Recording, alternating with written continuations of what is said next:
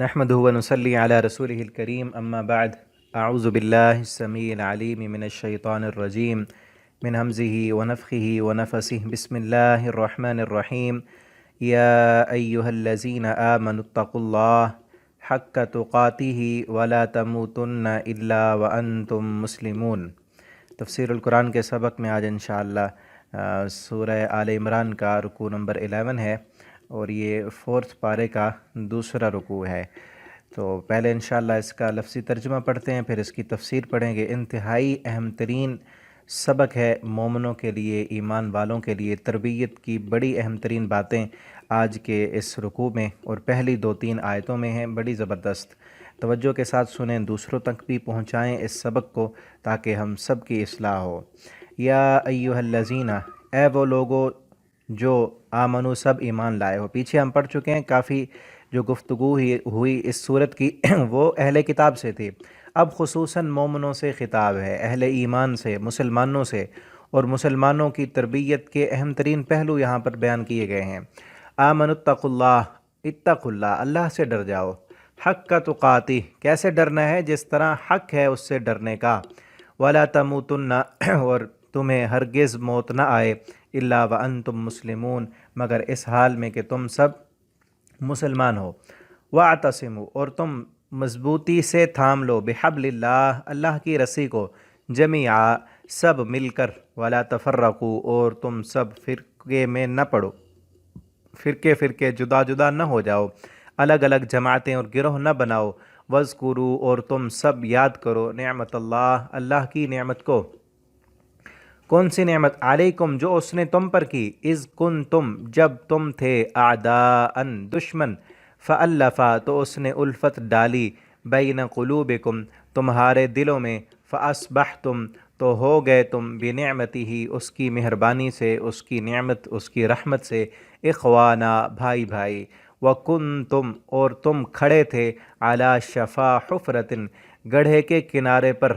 شفا کہتے ہیں کنارہ، اور حفرہ گڑھا، گڑھے کے کنارے پر، اور ایسا کنارہ کہ جو ابھی گرنے والا ہو، کسی سمندر کے قریب، کسی کھائی کے قریب جہاں نیچے پانی ہو نا، اوپر کنارہ ہو، کنارے سے نیچے والی جگہ وہ پانی کی وجہ سے ختم ہو چکی ہوتی ہے، تو ایسا کنارہ جو گرنے والا ہو، اس کنارے پر تھے، من النار، آگ کے، ابھی گرنے ہی والے تھے آگ میں، فانقذکم، تو اس نے بچا لیا تمہیں، منہا، اس دوزخ سے، اس آگ سے، کذالک، اسی طرح، یبین اللہ، بیان کرتا ہے اللہ، لکم، تمہارے لیے، آیات ہی، اپنی آیتیں، اپنی نشانیاں، لعلکم تہتدون، تاکہ تم سب ہدایت پا جاؤ۔ ولتکم، اور چاہیے کہ ہو، منکم، تم میں سے، امتن، ایک گروہ، یدعون، وہ سب دعوت دیتے ہوں، الی الخیر، بھلائی کی طرف، ویأمرون، اور وہ سب حکم دیتے ہوں، بالمعروف، نیکی کا، وینہون، اور وہ سب روکتے ہوں، عن المنکر، برائی سے، واولئک هم المفلحون، وہی لوگ کامیاب ہیں، یہی لوگ جو نیکی کا حکم دینے والے، خیر کی طرف بلانے والے ہیں، نیکی کا حکم دیتے ہیں، گناہوں سے روکتے ہیں، یہی فلاح پانے والی جماعت ہے۔ ولا تکونوا، اور تم سب مت ہو جاؤ، کالذین، ان لوگوں کی طرح، تفرقوا، جو سب بٹ گئے، فرقوں میں پڑ گئے، واختلفوا، اور ان سب نے اختلاف کیا، من بعد، اس کے بعد کہ، جاءہم البینات، آ گئے ان کے پاس روشن دلائل، کہ دلائل بھی تھے ان کے پاس، لیکن ان دلائل کے باوجود بھی انہوں نے اختلاف کیا۔ وَأُولَٰئِكَ لَهُمْ عَذَابٌ عَظِيمٌ، ان کے لیے عذاب عظیم ہے، بڑا عذاب ہے۔ یوم، اس دن عذاب عظیم ہوگا کہ تبیض، جس دن ان کے لیے عذاب ہوگا تو اس دن تبیض، روشن ہوں گے، وجوہ، کچھ چہرے، وتسود، اور سیاہ ہوں گے، وجوہ، کچھ چہرے۔ فاما الذین، پس رہے وہ لوگ، اسودت، کے سیاہ ہوں گے، وجوہم، ان کے چہرے، جن کے چہرے سیاہ ہوں گے، وہ کون ہوں گے؟ اکفرتم، ان سے کہا جائے گا، کیا کفرتم، تم نے کفر کیا تھا، بعد ایمانکم، اپنے ایمان لانے کے بعد، فذوقوا، تو تم مزہ چکھو، العذاب، عذاب کا، بما کنتم تکفرون، اس وجہ سے جو تم کفر کرتے تھے۔ واما الذین، اور رہے وہ لوگ، ابیضت، کہ روشن ہوں گے، وجوہہم، ان کے چہرے، ففی رحمت اللہ، پس یہ لوگ اللہ کی رحمت میں ہوں گے، ہم فیہا خالدون، وہ سب اس رحمت میں ہمیشہ رہیں گے۔ تلک آیات اللہ، یہ اللہ کی آیتیں ہیں، نتلوہا، ہم تلاوت کرتے ہیں وہ آیتیں، علیکا، آپ پر، جبرائیل کے زمانی ہم آپ پر تلاوت کر کے آپ پر یہ نازل کر رہے ہیں، بالحق، کے حق کے ساتھ، وما اللہ، اور نہیں اللہ، یریدو چاہتا، ظلم، کہ ظلم کرے کسی پر، للعالمین، جہان والوں پر، وللہ، اور اللہ ہی کے لیے ہے، ما فی السماوات، جو کچھ آسمانوں میں ہے، وما فی الارض، اور جو کچھ زمین میں ہے، وإلی اللہ، اور اللہ ہی کی طرف ترجع، لوٹائے جاتے ہیں، الامور، تمام معاملات، سب کچھ اللہ کا ہے، اور ان سب کچھ کے جو معاملات ہیں ان کا فیصلہ بھی اللہ کی طرف ہونا ہے۔ یہاں تک یہ رکوع کمپلیٹ ہوا۔ اب اس کا جو ہے تفسیر ہم دیکھتے ہیں۔ سب سے پہلی آیت انتہائی اہم ترین آیت ہے، اور ان آیتوں میں سے ہے جو خطبہ مسنونہ میں پڑھی جاتی ہیں۔ جو مسنون خطبہ ہوتا ہے نا، وہ حج کا خطبہ ہو، وہ جمعہ کا خطبہ ہو، وہ خطبہ نکاح ہو، تو مسنون خطبے میں یہ آیت بھی پڑھی جاتی ہے، یا ایھا الذین آمنوا اتقوا اللہ حق تقاتہ ولا تموتن الا وانتم مسلمون۔ آپ صلی اللہ علیہ وسلم یہ آیت خطبے میں پڑھا کرتے تھے، یہ بھی، اور یا ایھا الناس اتقوا، سورہ نساء کی پہلی آیت وہ بھی، اور آگے ایک سورہ احزاب کی آیت ہے۔ یہ تین آیتیں آپ صلی اللہ علیہ وسلم خطبہ مسنونہ میں پڑھتے تھے، کیونکہ اس آیت میں بہت بڑا پیغام ہے، بہت بڑا، یا ایھا الذین آمنوا اتقوا اللہ، خصوصاً ایمان والوں سے خطاب ہے۔ اور کیا کہا جا رہا ہے؟ اتقوا اللہ، اللہ سے ڈر جاؤ۔ اور ڈرنا کیسے ہے؟ حق کا تقاتی، جس طرح اس سے ڈرنے کا حق ہے، اور نہ تمہیں موت آئے مگر فرما برداری کی حالت میں۔ اللہ سے عام طرح کا نہیں ڈرنا، جس طرح اللہ سے ڈرنے کا حق ہے، یعنی جتنی اللہ کی شان ہے، اللہ کا جتنا مقام ہے، اس مقام کو سمجھ کر پھر اس سے ڈرنا ہے۔ ہوتا ہے نا، جب ہم کسی کے بارے میں نہیں جانتے ہوتے تو اس کی اتنی ہم رسپیکٹ اس کو نہیں دیتے، اتنی اس کی قدر نہیں کرتے۔ کئی مرتبہ ایسے ہوتا ہے کہ ہم کسی کو ملے نا اور اس کا تعارف نہ ہو، تھوڑی دیر بعد تعارف ہو، ہم کہتے ہیں یار پہلے کیوں نہیں بتایا؟ کیوں؟ کیونکہ ہمیں آپ کا عہدہ، آپ کا منصب، آپ کا مقام، آپ کا ہمارے ساتھ تعلق اب پتہ چلا ہے۔ پہلے پتہ چلتا تو جو رویہ اس سے پہلے تھا یہ نہ کرتے، ہم اس سے اچھا کرتے، ٹھیک ہے نا؟ یہ ہوتا ہے نا کہ جب تک انسان کسی کے بارے میں نہیں جانتا اس کو اتنا مقام نہیں دے سکتا۔ اللہ کے بارے میں جانیں، وہ کیسے پتہ چلے گا؟ قرآن پڑھ کے، کہ اللہ کی طاقت، اللہ کا غلبہ، اللہ کی قدرت، اللہ کا کنٹرول، اللہ کی حکومت، اللہ کی ہم پر نگرانی، اور ہمارے اوپر اللہ کا اختیار کتنا زیادہ ہے۔ وہ جب چاہے جہاں چاہے ہمیں پکڑ لے، ساری کائنات کی قوتوں، قدرتوں، طاقتوں کا مالک ہے وہ پلک جھپکنے سے پہلے ہمیں چاہے تو زمین میں غرق کر دے، ہمیں چاہے تو ہماری روح نکال لے، جہاں چاہے ہمیں مار دے، ہماری چیخیں سننے والا بھی کوئی نہ ہو۔ وہ تو سب اختیار کا مالک ہے، ہمارے دل میں آئے ہوئے خیالات کو بھی وہ جانتا ہے۔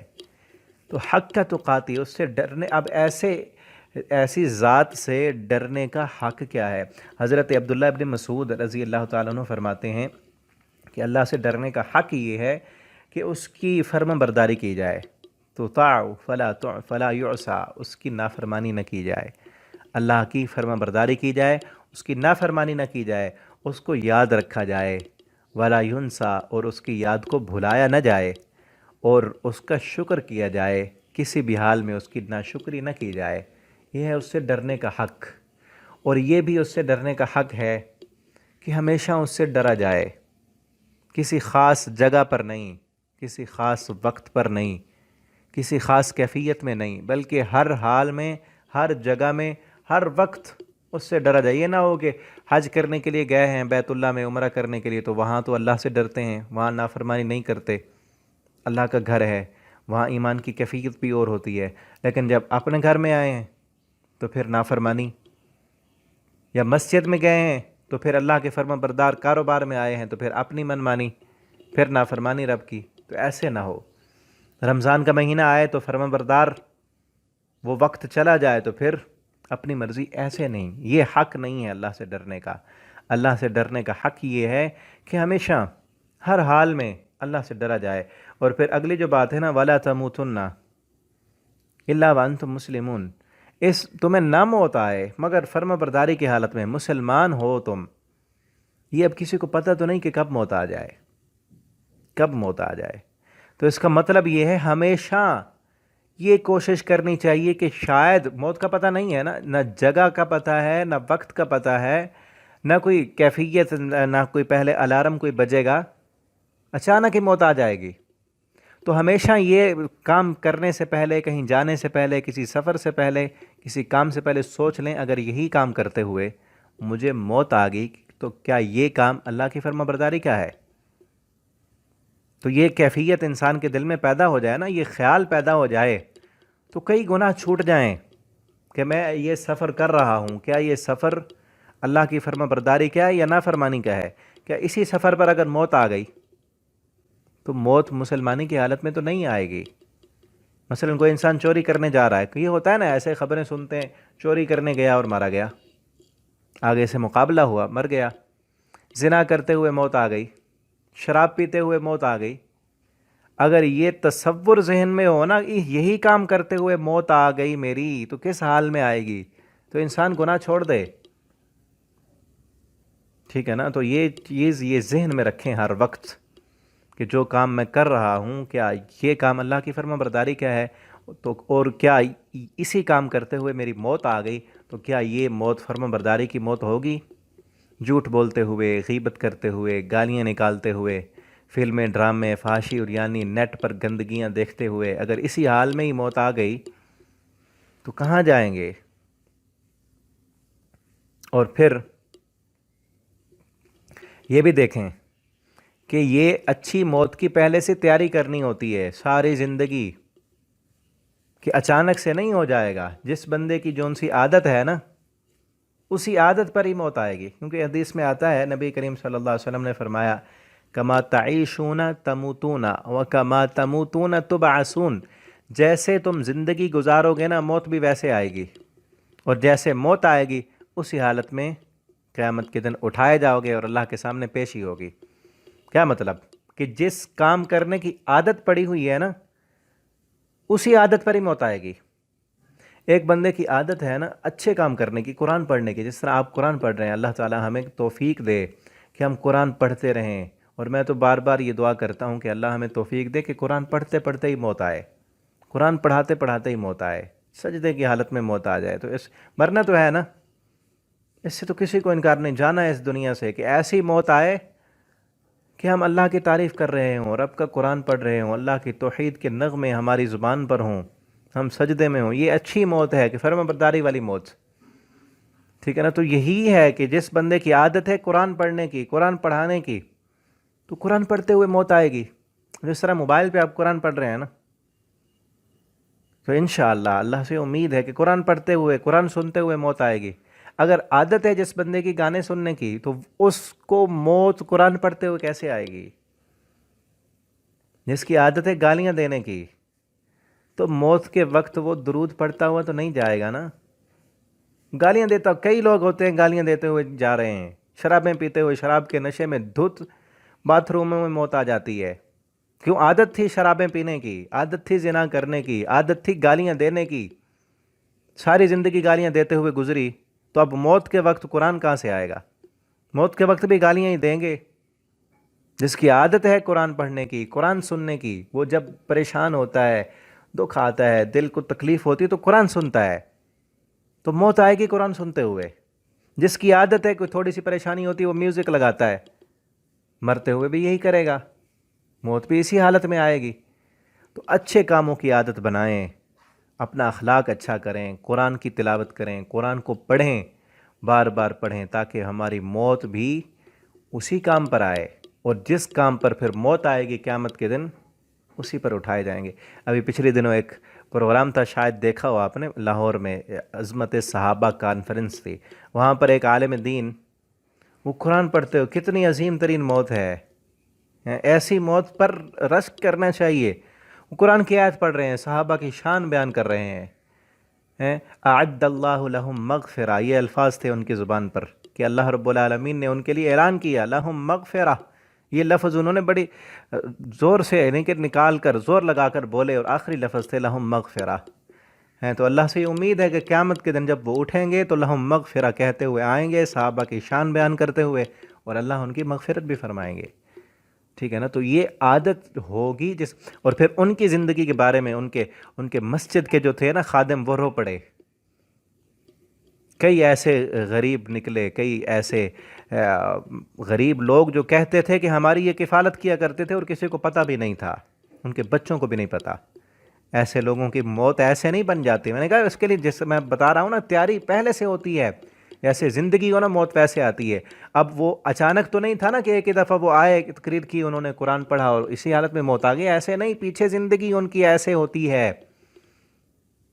ان کے جو مسجد تھی نا جہاں وہ رہتے تھے، جو ان کا مدرسہ تھا، وہاں کے جو خادم تھے وہ رو پڑے، کہتے ہیں کئی مجھ جیسے کئی اور غریب لوگ ایسے ہیں جن کی یہ کفالت کیا کرتے تھے، مہینے کا ہمیں جو ہے نا راشن دیا کرتے، اور ایک جو تھے مسجد کے امام تھے یا پتہ نہیں کوئی اور خادم تھے، وہ کافی عرصہ پہلے فوت ہو چکے تھے، اور ان کی بیوہ، ان کی جو بیوی تھی بیوہ ہو چکی، جب سے وہ فوت ہوئے ہیں پوری ان کی تنخواہ ان کی بیوہ عورت کو پوری کی پوری دیتے تھے، جبکہ کام تو کوئی نہیں ہو رہا، ایک بیوہ کی کفالت کر رہے تھے، ٹھیک ہے نا۔ تو یہ اچھے کام کرنے والوں کی موت اچھی آتی ہے۔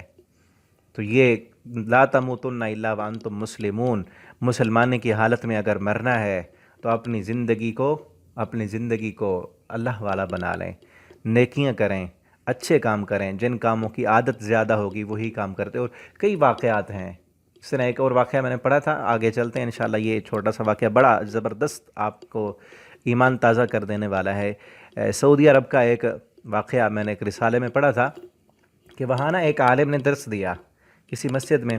صحیح البخاری کی جو آخری حدیث ہے نا کہ اللہ رب العالمین کو 3 کلمات ایسے ہیں، سبحان اللہ و بحمدی، 2 کلمے، سبحان اللہ العظیم، یہ بڑے اللہ کو پیارے اور محبوب کلمے ہیں۔ اس پر درس دیا ایک شیخ نے، تو ایک بزرگ تھے وہاں پر، انہوں نے سنا، درس سن رہے تھے، سننے کے بعد آئے، اللہ کو یہ کلمات بڑے پسند ہیں، مجھے دوبارہ سے بتائے۔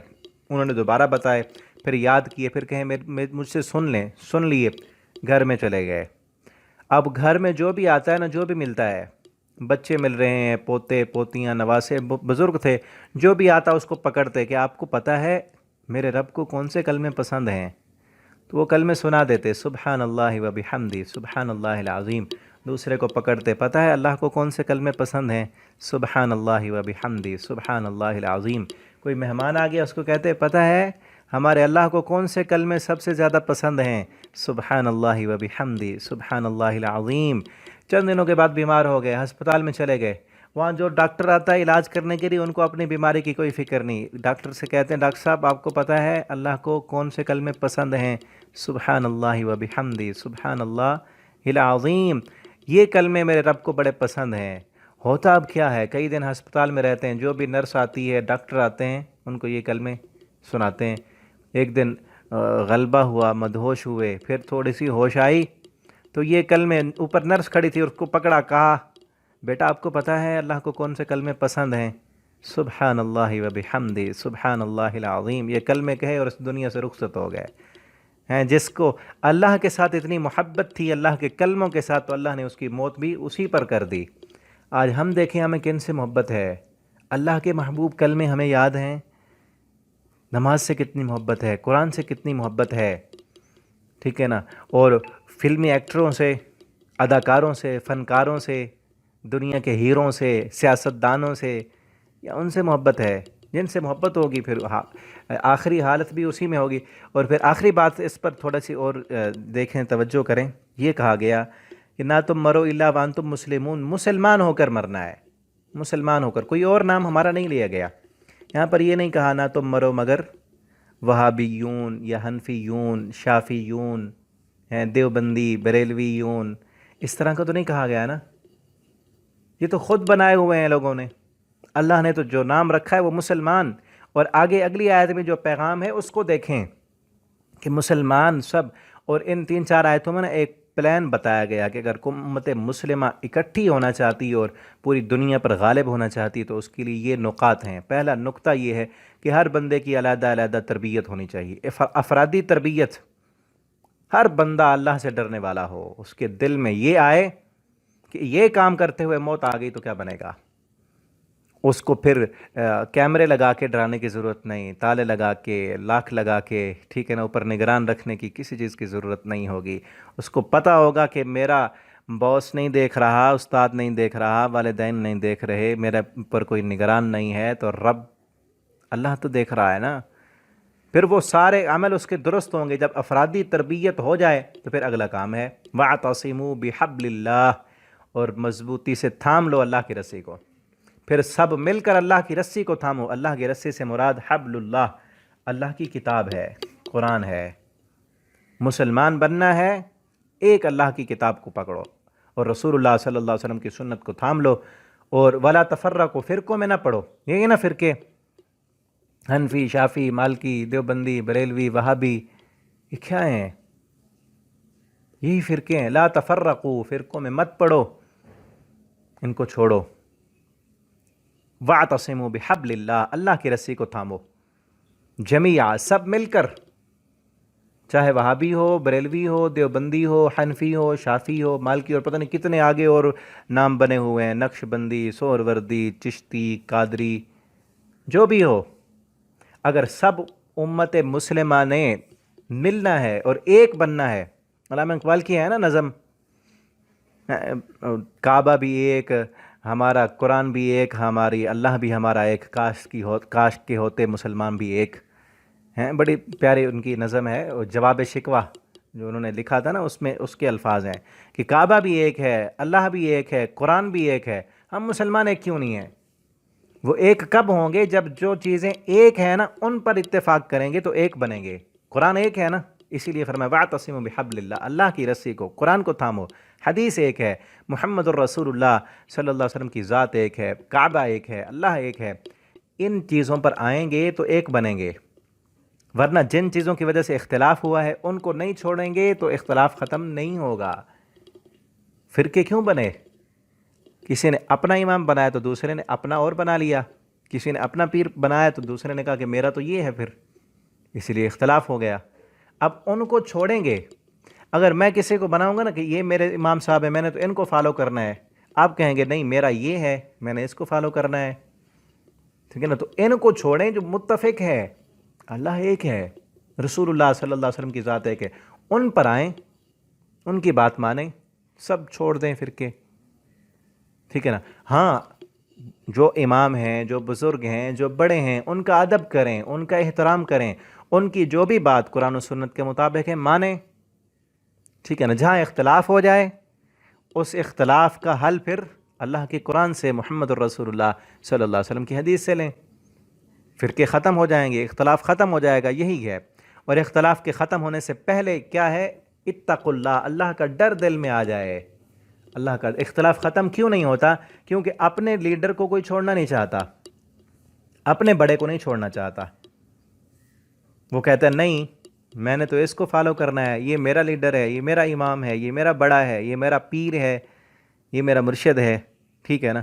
تو ان کو چھوڑنا نہیں چاہتے، تو اس لیے اختلاف ختم نہیں ہوتا۔ اللہ فرماتے ہیں ان کو چھوڑو، اللہ کا ڈر دل میں لاؤ، تم ایک ہو، اللہ ایک ہے، مسلمان ہو، اللہ کی فرما برداری کرنی ہے، تو پھر وَاعْتَصِمُوا بِحَبْلِ اللَّهِ، اللہ کی رسی کو تھامو، اور جو اس رسی کو تھامے گا وہی بچے گا۔ جس طرح ہے نا کسی گڑھے میں کوئی گرے ہوئے ہیں لوگ، اور اوپر پہاڑ ہے لمبا، اور پہاڑ کے سائڈوں پر گڑھے ہیں، اوپر سے رسی اب جو ہے نا لٹک رہی ہے، اب نیچے گڑھے میں پڑے ہوئے جو انسان اس رسی کو تھام لیں گے تو رسی سے اوپر ان کو کھینچ کر اوپر اٹھا لیا جائے گا۔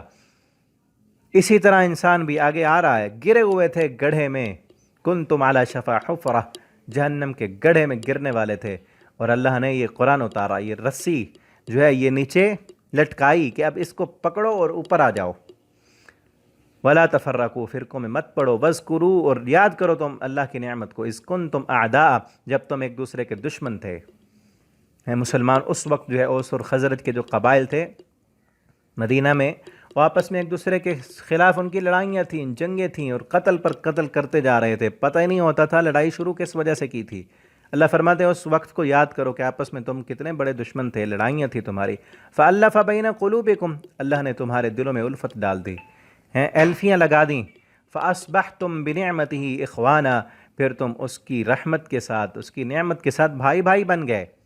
ایسے بھائی کہ اب ایک دوسرے کے لیے جانیں قربان کرنے کے لیے تیار ہو گئے، ٹھیک ہے نا. وَكُنْتُمْ عَلَى شَفَا حُفْرَةٍ مِّنَ النَّارِ، اور تم جو ہے گڑھے کے کنارے پر تھے. شفا میں نے جیسے کہا نا کہ وہ کنارہ کہ جس کے نیچے سے زمین کھر چکی ہو، ختم ہو چکی ہو، ٹھیک ہے نا، پانی لگ لگ کے اوپر اب وہ کنارہ بھی گرنے والا ہے، کہ تم اس کنارے پر تھے، قریب تھا کہ وہ کنارے والی وہ مٹی وہ ٹوٹتی اور تم گر جاتے. فَانْقَذَكُمْ، اللہ نے تمہیں بچا لیا، کھینچ لیا پیچھے سے.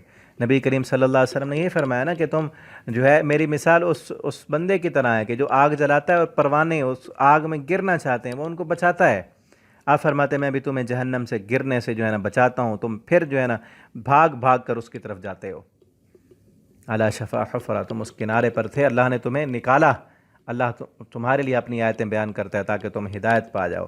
تو اس وقت بھی اذ کنتم اعداء، مسلمان آپس میں ایک دوسرے کے مخالف تھے.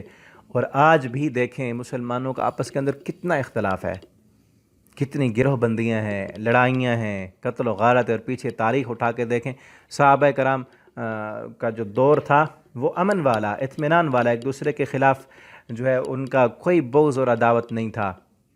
بعد میں مسلمانوں نے جب اختلاف شروع کیا، تفرقوں میں پڑ گئے، اپنے اپنے لیڈر اور اپنے اپنے قائد اور امام بنا لیے اور ان کے پیچھے چلے، تو پھر کتنی لڑائیاں ہوئیں، کتنی قتل و غارت ہوئی. پھر اسی وجہ سے کافروں نے جو ہے وہ اس سے فائدہ اٹھاتے ہوئے وہ کافر مسلمانوں پر مسلط ہو گئے. آج بھی وہ یہی کر رہے ہیں کہ مسلمان آپس میں ایک نہ ہوں، یہ لڑتے ہی رہیں، یہ گروہوں میں رہیں، یہ ان کو اسی سے فرصت نہ ملے کہ ایک دوسرے پر یہ کفر کے فتوے لگاتے رہیں، وہ اس کو کافر کہے، وہ اس کو کافر کہے، ٹھیک ہے نا، ایک دوسرے پہ. اور پھر اختلاف بھی فروعی کاموں پر، جو چیزیں ایک ہیں ان پر تو اتفاق کر لینا. اللہ ایک ہے، قرآن ایک ہے، کعبہ ایک ہے، کاش کہ مسلم بھی ایک ہوں. ان چیزوں پر اتفاق کرنے کی بجائے چھوٹے چھوٹے مسئلے، چھوٹے چھوٹے فروعی مسائل پر اختلاف، ٹھیک ہے. اور وہ اختلاف کہ جن کا ہے ہی نہیں کام. اس وقت جب امام ابن تیمیہ کے دور میں اور تاشقند وغیرہ میں جب لڑائیاں ہوئیں اور مسلمانوں کو جو ہے نا ہرا کر رکھ دیا گیا، اس وقت مناظرے ہو رہے تھے کہ براق حلال ہے یا حرام ہے، جبکہ وہ جانور آئے نہیں زمین پر، آسمان کا جانور نہ آئے گا، نہ کسی کو ملے گا، نہ کسی نے کھانا ہے، اس طرح کے مسئلے. اور اب بھی آپ اٹھا کر دیکھ لیں فقہ، اس طرح کے مسائل پر اختلافات میں بھری ہوئی ہے. فلاں امام کا یہ قول ہے، فلاں کا یہ قول ہے، اور مسئلہ بھی ایسا کہ جس کی ضرورت پتہ نہیں کسی کو پڑھنی ہے یا نہیں پڑھنی. تو اس لیے اگر آپس میں اختلاف کریں گے نا، آپس میں اختلاف کریں گے تو پھر کافر ہمارے اوپر مسلط ہو جائیں گے، اور ہوئے ہیں.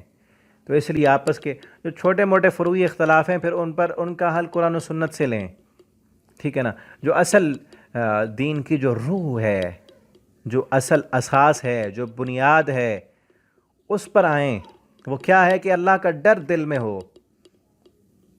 مرنا ہے تو مسلمان ہو کے مرنا ہے، کہیں گناہ کرتے ہوئے، اللہ کی نافرمانی کرتے ہوئے موت نہ آ جائے، ٹھیک ہے نا. اس پر کوئی سمجھوتا نہ ہو. اور پھر اللہ کی رسی کو، قرآن کو، محمد الرسول اللہ صلی اللہ علیہ وسلم کے فرامین کو مضبوطی سے پکڑ لیں.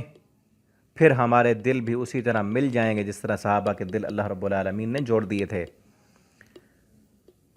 آگے دیکھیں، اب مزید ایک اور اہم ترین پیغام مسلمانوں کو دیا جا رہا ہے، وَلْتَكُمْ مِنْكُمْ أُمَّةٌ يَدْعُونَ إِلَى الْخَيْرِ، کہ تم میں ایک ایسی جماعت ہونی چاہیے. ایک تو مسلمانوں کی بہت بڑی جماعت ہوگی، جس طرح آج مسلمان اربوں کی تعداد میں ہیں، ٹھیک ہے نا. اس طرح بہت بڑی جماعت، وہ تو سب مسلمان ہیں، لیکن ان مسلمانوں میں ایک جماعت ایسی بھی ہو جو کیا کرے، يَدْعُونَ إِلَى الْخَيْرِ، جو خیر کی طرف بلائے، جو خود بھی جاگے اور لوگوں کو جگانے کا کام کرے، جو جاگو اور جگاؤ کا مشن لے کر اٹھے. مسلمان تو خواب غفلت میں سوئے ہوئے ہیں نا، ان کو جگائے کہ آؤ اللہ کی طرف، آؤ خیر کی طرف، آؤ اللہ سے ڈرو، اپنی حالت کو بدلو، ٹھیک ہے نا. ان کے اندر جو اختلافات ہیں ان کو ختم کرے. ایسی جماعت ایک ہونی چاہیے. تو دیکھیں کس قدر ایک لاہ عمل اللہ تعالیٰ نے بتایا کہ پہلا کام کیا ہو، اللہ کا ڈر. افرادی طور پر ہر بندہ اللہ سے ڈرنے والا ہو، اور ڈر بھی ایسا کہ جس طرح اللہ سے ڈرنے کا حق ہے، کبھی اس کی نافرمانی نہ ہو. وہ ایسے کام کرتے ہوئے تمہیں نہ دیکھے جن کاموں کے کرنے سے اس نے روکا ہے. یہ ہے نا حق، کہ وہ ایسا کام کرتے ہوئے تمہیں نہ دیکھے کہ جس کام کے کرنے سے اس نے تمہیں روکا ہے، اور وہ کام کرتے ہوئے وہ تمہیں دیکھے جس کام کے کرنے کا اس نے حکم دیا ہے، ٹھیک ہے نا۔ اور ایک میں نے کتاب پڑھی تھی، مجھے بات یاد آ گئی، کتاب کا نام تھا کیا ہم اللہ کا ادب کرتے ہیں؟ اس میں ایک واقعہ تھا بڑا پیارا، کہ ایک بزرگ نے نا نوجوان کو گناہ کرتے ہوئے دیکھا، اس نے دیکھ لیا، نوجوان ڈر گیا، تو اب وہ نا اس نوجوان کو نصیحت کے انداز میں، بزرگ اللہ کے ولی جو ہوتے ہیں نا وہ اس طرح کی بڑی پیاری باتیں کرتے ہیں، بزرگ نے اس نوجوان کو بلایا اور کہا، نوجوان کیا تو مسلمان ہے؟ اس نے کہا ہاں مسلمان ہوں، اللہ کو مانتا ہے؟ کہا ہاں مانتا ہوں۔ کہا اللہ کا تو کتنا ادب کرتا ہے، تیرے دل میں اللہ کا جو شان ہے، اللہ کی جو مقام ہے وہ کتنا ہے؟ کہتا بہت زیادہ۔ اس نے کہا کیا اللہ کا مقام زیادہ ہے تیرے دل میں یا تیرے والد کا مقام زیادہ؟ اس نے کہا اللہ کا مقام زیادہ ہے، والد تو میرے انسان ہے، اللہ تو بہت بڑی ذات ہے۔ اس نے کہا کیا تیرے دل میں اللہ کا جو مقام ہے، اللہ کا جو ادب ہے، اللہ کا جو احترام ہے وہ زیادہ ہے کیا تیری ماں کا، تیری والدہ کا ادب زیادہ؟ اس نے کہا بزرگوں کس طرح کی باتیں کرتے ہو، میری ماں اور اللہ کا کیا مقابلہ ہے، اللہ کا شان زیادہ ہے، اللہ کا مقام زیادہ۔ اس نے کہا پھر استاد کا مقام زیادہ ہے یا اللہ کا مقام زیادہ ہے؟ اس نے کہا آپ کیسی باتیں کر رہے ہیں، اللہ کا مقام زیادہ ہے، یہ تو سارے انسان ہیں۔ اب بزرگ نے دل پر چوٹ لگائی اور سمجھانے والی بات کی، کہا نوجوان مجھے یہ بتا، جو گناہ تو کر رہا تھا کیا یہی گناہ تو اپنے والد کے سامنے کرے گا؟ اس نے کہا کیوں، میں اتنا ابھی بے حیا نہیں ہوا، میں تو چھپ کے گناہ کر رہا ہوں، یہ گناہ میں والد کے سامنے کیسے کر سکتا ہوں؟ اس نے کہا یہ بتا کیا یہی کام اپنی والدہ کے سامنے کرے گا؟ اس نے کہا نہیں، کیسے، میں اتنا بے غیرت تھوڑی ہوں اپنی والدہ کے سامنے یہ کام کروں گا۔ اس نے کہا استاد کے سامنے کرے گا؟ کہتا ہے نہیں۔ اب اس بزرگوں نے کہا ادھر سے کہتا کہ اللہ کا مقام زیادہ ہے میری نظروں میں، اللہ کی شان زیادہ ہے، اللہ کے سامنے تو یہ گناہ کر رہا ہے، اللہ تو دیکھ رہے ہیں، والدین سے چھپ جاتا ہے، ماں باپ سے چھپتا ہے، استادوں سے چھپتا ہے، معاشرے کے معزز لوگوں سے چھپتا ہے، اللہ کی نظروں سے تو نہیں چھپ سکتا نا، یا تو گناہ کرنا چھوڑ دے یا پھر وہ جگہ ڈھونڈ جہاں اللہ کی ذات نہ دیکھتی ہو۔ وہ نوجوان کہنے لگا بزرگوں مجھے آپ کی بات سمجھ آ گئی ہے، آج کے بعد نہیں کروں گا گناہ۔ تو ہم بھی دیکھیں، ہم معاشرے کے معزز لوگوں کے سامنے ان سے چھپتے ہیں، ان کے سامنے نیک بنتے ہیں، مسجد کے نمازیوں کے سامنے ہم نیک ہوتے ہیں، اور تنہائیوں میں جب نیٹ موبائل یہ ساتھ ہوتا ہے اور ہم تنہائیوں میں ہوتے ہیں، پھر کیا ہوتا ہے؟ ہم اپنے آپ کو دیکھیں، ٹھیک ہے نا۔ تو یہ افرادی ایک تربیت پہلے نمبر پر کہ ہر انسان کے دل میں یہ اللہ کا ڈر ہو، اور پھر دوسرے نمبر پر پھر سب اللہ کا ڈر لے کر ملیں اور اکٹھے ہو جائیں اور قرآن و سنت کو جو ہے فالو کرنے والے بن جائیں، فرقوں میں مت پڑیں۔ ایک امت جب بن جائیں گے اور پھر اس امت میں سے ایک جماعت ایسی بھی ہو جو انہی کو پھر اللہ کا ڈر کی بھی تلقین کرتی رہے، سمجھاتی بھی رہے، ان کے اندر جو خامیاں کوتاہیاں ہوں وہ بھی بتاتی رہے، اور پھر پوری دنیا کے جتنے بھی کافر ہیں ان کو الی الخیر، ان کو خیر کی طرف بلائے۔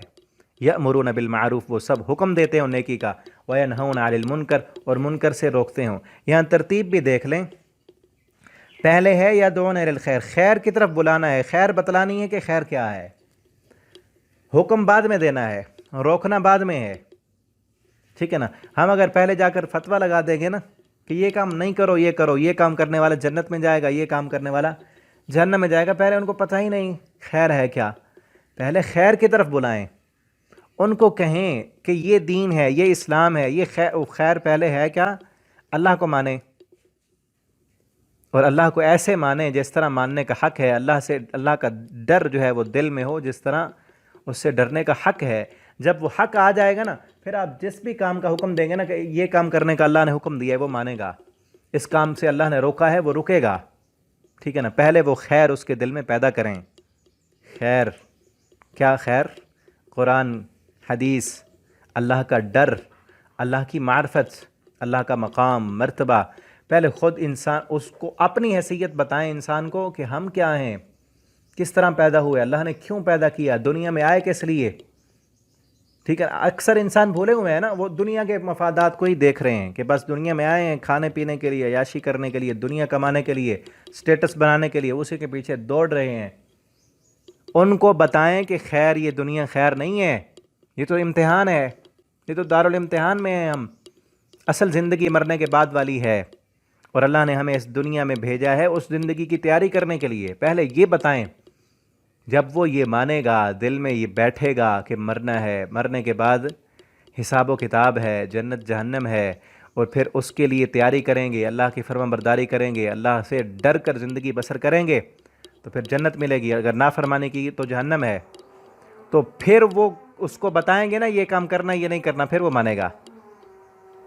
اس کے دل میں اللہ کا مقام، اللہ کی شان، اللہ کا تعارف ہو کہ اللہ وہ ذات ہے جس نے ہمیں پیدا کیا، ماں کے پیٹ میں پرورش کی، پالا بڑا کیا، ساری نعمتیں انعامات ہم پر کیے، اور وہ جانتا ہے ہم جو کچھ کر رہے ہیں۔ یعلم خائنۃ الاعین وما تخفی الصدور، آنکھوں کی خیانت کو بھی جانتا ہے، دل کے ارادوں کو بھی جانتا ہے، وہ ہر وقت ہمیں دیکھ رہا ہے، ہم اس کی نگرانی میں ہے، اور قیامت کے دن ہمیں سامنے لا کر ہمارے دل میں جو چھپا ہے وہ بھی لا کر رکھے گا اور بتائے گا کہ یہ کچھ تم نے کیا تھا۔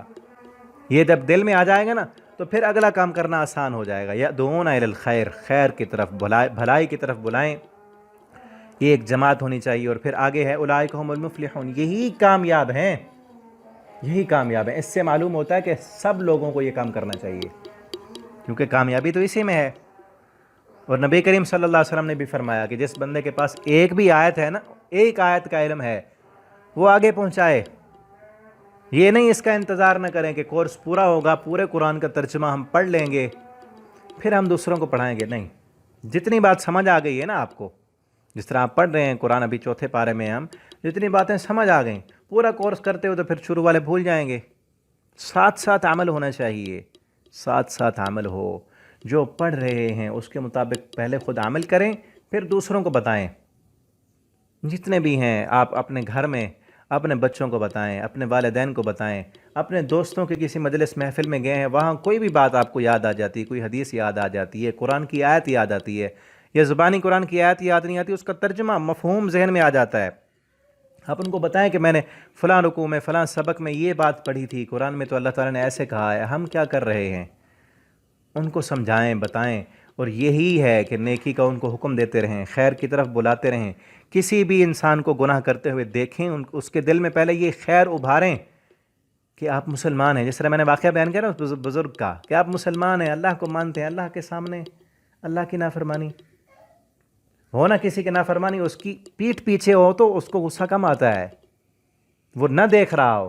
مثلا کوئی انسان استاد کی نافرمانی کرتا ہے، کسی لیڈر کی، کسی بڑے کی، کسی جو ہے قائد کی یا استاد کی، اس کی آنکھوں کے سامنے نہیں کرتا، پیٹھ پیچھے کر رہا ہوتا ہے، اور پھر وہ آنکھوں کے سامنے کوئی کرے نا کہ تو دیکھو یار وہ دیکھ رہا ہے پھر بھی تم نافرمانی کرتے ہو، اس کا قانون ہے، توڑ رہے ہو تم۔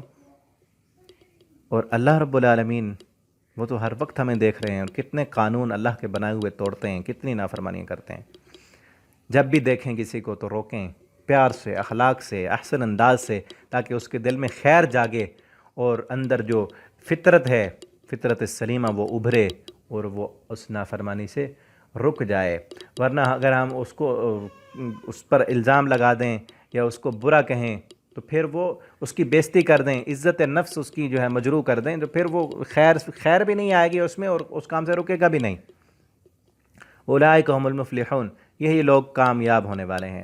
ولا تکونوا کالذین تفرقوا، اور نہ تم ہو جاؤ ان لوگوں کی طرح تفرقوا جو فرقوں میں بٹ گئے۔ دوبارہ کہا جا رہا ہے، پیچھے کہا کہ ایک اللہ کی رسی کو تھامو، فرقوں میں نہ پڑو، یہاں پھر سے کہا گیا لا تفرقوا، فرقوں میں مت پڑو، ٹھیک ہے نا۔ من بعد ما جاء، ان لوگوں یہ ہے یہودیوں کے بارے میں، عیسائیوں کے بارے میں، انہوں نے بھی مختلف اپنے گروہ بندیاں کر لی تھیں، فرقے بنا لیے تھے، اور کس قدر افسوس کی بات ہے کہ امت مسلمہ نے بھی ایسے ہی کیا۔ اور آپ صلی اللہ علیہ وسلم نے فرمایا تھا، پیشین گوئی آپ نے دی تھی کہ بنی اسرائیل کے 72 گروہ بنے تھے، میری امت کے 73 بنیں گے، اور آپ صلی اللہ علیہ وسلم نے فرمایا سارے کے سارے جہنم میں جائیں گے الا ملۃ واحدہ، ایک جنت میں جائے گا، ٹھیک ہے نا۔ تو یہ چیز بھی غلط ہے، جو لوگ یہ کہتے ہیں نا کہ سبھی ٹھیک ہیں، سارے ٹھیک نہیں ہیں، ٹھیک ایک ہے، اور وہ کون ہے؟ آپ صلی اللہ علیہ وسلم سے پوچھا گیا، اللہ کے پیغمبر وہ ایک جنت میں جانے والا کون ہوگا؟ بڑی زبردست اور پیاری حدیث ہے اور یاد رکھنے کی حدیث ہے۔ آپ صلی اللہ علیہ وسلم سے پوچھا گیا جنت میں کون جائے گا؟ آپ نے کسی گروہ، کسی جماعت کا نام نہیں لیا، یہ نہیں کہا حنفی ہوں گے، شافی ہوں گے، مالکی ہوں گے، بریلوی، دیوبندی، وہابی، کون سے ہوں گے، کوئی نام نہیں لیا۔ آپ صلی اللہ علیہ وسلم نے فرمایا وہ لوگ ہوں گے جو اس ملت پر چلیں گے، ما انا علیہ و اصحابی، کہ جس طریقے پر میں ہوں میرے صحابہ ہیں، جو اس طریقے پر چلیں گے وہی جنت میں جائیں گے۔ کیا مطلب؟ یعنی جو مجھے فالو کریں گے میرے صحابہ کو فالو کریں گے، جو میرے پیچھے چلیں گے یا میرے صحابہ کے طریقے کو دیکھیں گے اس پر چلیں گے وہ جنت میں جائیں گے، ٹھیک ہے نا۔ اور میں پہلے بھی کہہ چکا ہوں صحابہ کرام انہوں نے وہ یہ تو نہیں تھے، وہ حنفی تو نہیں تھے، وہ شافی تو نہیں تھے نا، یہ تو بعد میں آئے۔ امام ابو حنیفہ رحمہ اللہ تعالی، امام شافی رحمہ اللہ، امام مالک، احمد ابن وہ سارے جو تھے وہ بھی صحابہ کے طریقے پر چلنے والے تھے۔ بعد والوں نے ان کو کہا کہ ہم نے، ایک نے کہا میں نے اس امام کو فالو کرنا ہے، دوسرے کا نہیں میں نے تو اس کو کرنا ہے، اسی پر گروہ بن گئے۔ تو اب بھی محمد الرسول اللہ صلی اللہ علیہ وسلم کی احادیث، اللہ کا قرآن اور صحابہ کرام کا طریقہ، اس کو فالو کرنے والا، اس کے پیچھے چلنے والا وہی جو ہے جنت میں جائے گا، ٹھیک ہے نا۔ لا تفرقوا، اسی لیے فرمایا کہ فرقوں میں مت پڑو، اختلاف کیا انہوں نے، اس کے بعد کی ہدایت آ گئی تھی، روشن دلائل بھی ان کے پاس تھے، پھر انہوں نے اختلاف کیا۔ ہم مسلمانوں نے بھی اسی طرح اختلاف کیا نا، دلائل ہیں، قرآن ہے، احادیث ہے، اور آپ صلی اللہ علیہ وسلم کا فرمان ہے ترکتکم علی مثل البیضاء لیلھا کنہارھا، آپ فرماتے ہیں میں تمہیں ایسے روشن دین پر چھوڑ کر جا رہا ہوں کہ جس کی راتیں بھی دن کے اجالے کی طرح روشن ہیں، کوئی چیز مخفی نہیں ہے، کوئی دین کا مسئلہ ایسا نہیں جو قرآن و حدیث میں موجود نہ ہو۔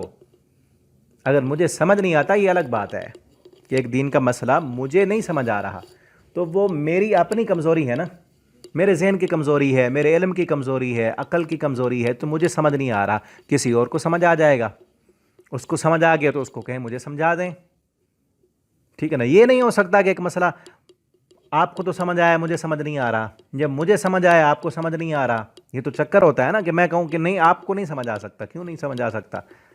جو انسان ہے سمجھدار ہے اس کو ہر کسی کے، آپ نے فرمایا دین آسان ہے، الدین یسر، دین بڑا آسان ہے۔ ہاں یہ الگ بات ہے کہ ایک مسئلہ یاد نہیں ہے یا سمجھ نہیں آ رہا، دوسرے کے سمجھانے سے وہ سمجھ آ جائے گا۔ اسی لیے واضح دلائل موجود ہیں، احادیث موجود ہیں، سب کچھ ہے، اس کے باوجود بھی امت مسلمہ کا آپس میں بڑا اختلاف ہے۔ اللہ تعالی ہم سب کو ایک ہونے کی توفیق دے، ہم ایک امت ہیں، ایک امت بن جائیں تاکہ ہم پھر دنیا پر غالب ہوں۔ اور اللہ فرماتے ہیں ایسے لوگ جو واضح دلائل آنے کے باوجود بھی اختلاف کرتے ہیں نا، اولئک لہم عذاب عظیم، ایسے لوگوں کے لیے بہت بڑا عذاب ہے۔ یوم تبیض وجوہ، اس دن، اب یہ عذاب عظیم کن کے لیے کہا گیا؟ وہ یہودی جو تھے انہوں نے واضح دلائل آنے کے باوجود بھی اختلاف کیا، اپنے عہدے بچانے کے لیے، اپنے منصب بچانے کے لیے، ان کے لیے عذاب عظیم ہے۔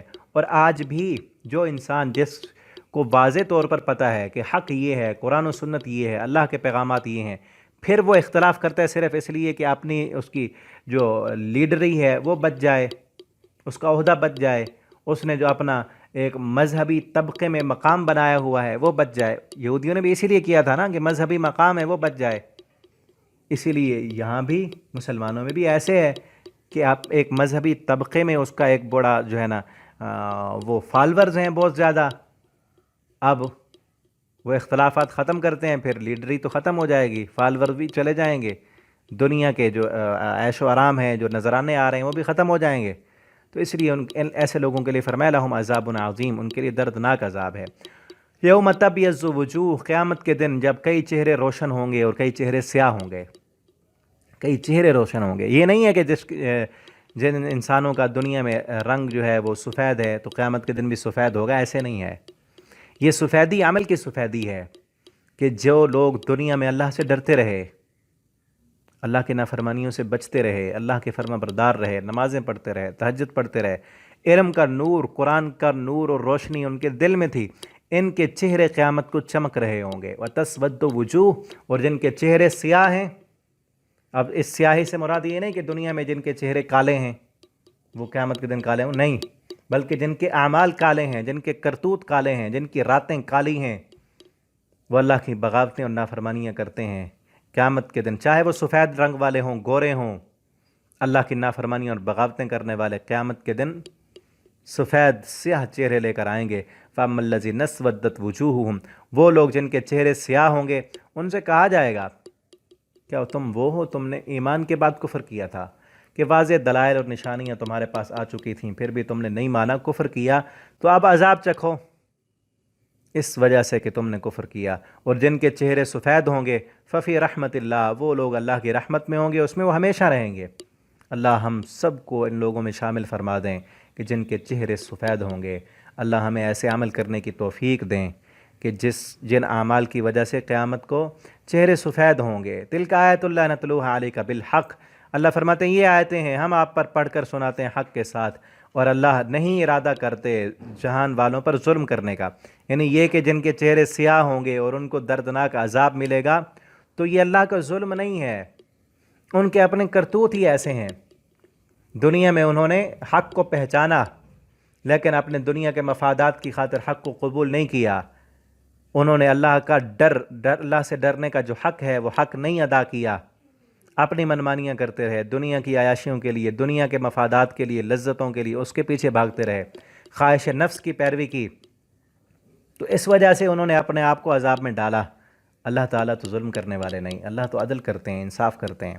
اب یہ تو نہیں ہے ایک بندہ دنیا میں اس نے اپنی منمانی کی، اپنی مرضی کی، عیاشیاں، بدماشیاں، فحاشیاں کرتا رہا، انسانیت پر ظلم کرتا رہا، اور اس کے مقابلے میں دوسرا انسان جس نے اپنی خواہش نفس کو دبایا، اللہ کی فرما برداری کی، اپنی منمانیاں اس نے نہیں کیں، اس پر تکلیفیں بھی آئیں، مصیبتیں بھی آئیں۔ اب دونوں کو قیامت کے دن ایک جیسا سلوک، یہ تو ناانصافی ہے، یہ تو ظلم ہے۔ اللہ ظلم سے پاک ہیں، تو اس لیے جس نے دنیا میں ظلم کیے ہیں قیامت کو اس کو سزا ملے گی، اور جس نے دنیا میں اللہ کی فرما برداری کی، اللہ کی فرما برداری میں زندگی بسر کی، اپنی خواہش نفس کے پیچھے وہ نہیں چلا، اس کے لیے عیش و آرام ہوں گے، اس کی منمانی اور اس کی اپنی مرضی کی زندگی ہوگی۔ وَلِلَّهِ، اور اللہ کے لیے ہے ما فی السماوات، جو کچھ آسمانوں میں ہے، وما فی الارض، اور جو کچھ زمین میں ہے، سب اللہ کا ہے۔ چاہے اللہ کے فرما بردار بنو، اللہ کے ڈرنے کا حق جو ہے وہ ادا کرو، یا اپنی منمانی کرتے رہو، یاد رکھو ہے سب کچھ اللہ کا۔ اور یہاں یہ بھی دیکھیں سب کچھ اللہ کا ہے، اور جو کچھ زمین میں ہے وہ سارے کا سارا اللہ کا فرما بردار بھی ہے۔ سورج، چاند، ستارے، سیارے، یہ پورا نظام فلکیات اور نظام نباتات، زمین سے نکلنے والے جتنے بھی پودے، زمین کے اندر رہنے والے حشرات الارض، پانیوں کے اندر رہنے والی مخلوق، خلاؤں میں، فضاؤں میں رہنے والی مخلوق، سب کے سب اللہ کے فرما بردار ہیں۔ یسبح للہ ما فی السماوات و ما فی الارض، اللہ کی تسبیح بیان کرتے ہیں، اللہ کے فرما بردار ہیں، جو کچھ زمین میں ہے، جو کچھ آسمان میں ہے۔ اور ہم اپنے آپ کو بھی دیکھیں، ہم کتنے چھوٹے، کتنے عاجز، کتنے بے کس۔ ساری کائنات اللہ کی، ہم بھی اللہ کے ہیں، اور ساری کائنات اللہ کی فرما بردار۔ اگر ہم اللہ کے فرما بردار نہیں ہیں تو پھر ہمارا کیا بنے گا؟ کہاں جائیں گے؟ کدھر بھاگ کر جائیں گے؟ وَإِلَى اللَّهِ تُرْجَعُ الْأُمُورُ، جانا تو اللہ کی طرف ہے، مرنے کے بعد جانا تو اللہ کی طرف ہے۔ تو سوچ لیں یہ اس رکوع کی جو آخری آیت ہے، پہلی والی آیت بھی بڑی زبردست تھی، یہ آخری آیت بھی بڑی کمال کی ہے، اس پر غور کریں تو زندگی بدل جائے گی۔ سب کچھ اللہ کا ہے اور سب کچھ اللہ کا فرما بردار۔ سورج کو دیکھیں نا، کتنی بڑی اللہ کی مخلوق ہے، ہم اس کو نگاہیں بھر کے دیکھ بھی نہیں سکتے، اتنی اس کے اندر روشنی ہے، اس کے اندر آگ ہے، تپش ہے، اتنا اس کا جلال ہے، لیکن اس سورج نے کبھی اللہ کی نافرمانی نہیں کی، کبھی اس نے نہیں کہا آج میں چھٹی کرتا ہوں۔ ہم تو کہتے ہیں نا آج نماز کی چھٹی، اللہ نے اس کی جو ڈیوٹی لگائی ہے وہ کر رہا ہے، ہماری جو ڈیوٹی لگائی ہے، ہم اتنی بڑی اللہ کی مخلوق، سیارے، ستارے، چاند، سورج، کبھی انہوں نے نافرمانی نہیں کی۔ ہم کس قدر چھوٹے، کس قدر حقیر، کتنی ہمارے اندر طاقت ہے، تھوڑے سے بیمار ہو جائیں پتہ چلا ہوتا ہے۔ تو اس لیے اللہ کے فرما بردار بن جائیں خوشی سے، اور پھر خوشی سے اللہ کی فرما برداری کریں۔ کئی لوگ ہوتے ہیں وہ جو ہے نا پسند نہیں کرتے اسلام کے قانون کو، اسلام کی باتوں کو، ٹھیک ہے نا، وہ بوجھ سمجھتے ہیں اپنے لیے، تو وہ بھی زبردستی منوانے والی بات ہے۔ زبردستی نہیں، خوشی سے مانیں، دل کی خوشی سے اللہ کی فرما برداری کریں، دل کی خوشی سے، اور پھر دیکھیں اس میں کتنی لذت ملتی ہے۔ اللہ نے اصل انسان کا جو سکون، جو اطمینان، جو لذت رکھی ہے وہ اپنی فرما برداری میں رکھی ہے، اور فرما برداری بھی جو بندہ خوشی سے کرتا ہے نا، حضرت عبداللہ ابن عباس کہا کرتے تھے، ان شیش محلوں میں رہنے والوں کو پتہ چل جائے نا کہ ان جھوپڑیوں میں، ان جو ہے نا ان لکڑیوں سے بنی ہوئی چھوٹی چھوٹی کوٹھڑیوں میں جو سکون ملتا ہے نا، تو یہ ہم پہ حملہ کر دیں ہم سے سکون چھیننے کے لیے، لیکن ان کو پتہ نہیں یہ سکون اللہ کی رضا پر راضی رہنے میں ملتا ہے، اللہ کی فرما برداری پر خوش ہونے میں ملتا ہے، قرآن پڑھنے میں، اللہ کی محبت دل میں سب سے زیادہ پیدا کرنے سے ملتا ہے، ٹھیک ہے نا؟ تو اللہ کے لیے سب کچھ ہے، ہم بھی اللہ کے ہیں، اللہ کی طرف لوٹ کر جانا ہے، فرما برداری کریں گے پھر بھی اللہ کی طرف جائیں گے اور فائدہ ہوگا، اپنی منمانی کی زندگی ہوگی۔ اگر اس زندگی کو اپنی منمانی والی بنا لیں گے، اللہ کی نافرمانیاں کریں گے، ڈرنے کا حق نہیں ادا کریں گے، پھر بھی مرنے کے بعد جانا ادھر ہی ہے، سارے معاملات اللہ کی طرف لوٹانے ہیں۔ اللہ تعالیٰ سے دعا ہے اللہ رب العالمین ہمیں اپنا فرما بردار بنا دیں، ہمارے دلوں میں اپنا ڈر پیدا کر دیں، اتنا اللہ کا ڈر ہو کہ ہم اس ڈر کی وجہ سے اس کی نافرمانی نہ کر سکیں، وہ دیوار بن جائے ڈر اور نافرمانی گناہ ہمارے لیے پہاڑ بن جائے کہ ہم اس پر نہ چڑھ سکیں، اور اللہ ہمیں ایسے عمل کی توفیق دیں جس سے وہ راضی ہو جائے۔ اللہم انا نسألک رضاک والجنہ وما قرب الیہا من قول وعمل ونعوذ بک اللہم من سخطک والنار وما قرب الیہا من قول وعمل۔ ربنا تقبل منا انك انت السميع العليم وتب علينا انك انت التواب الرحيم۔ آخر دعوانا ان الحمد لله رب العالمين۔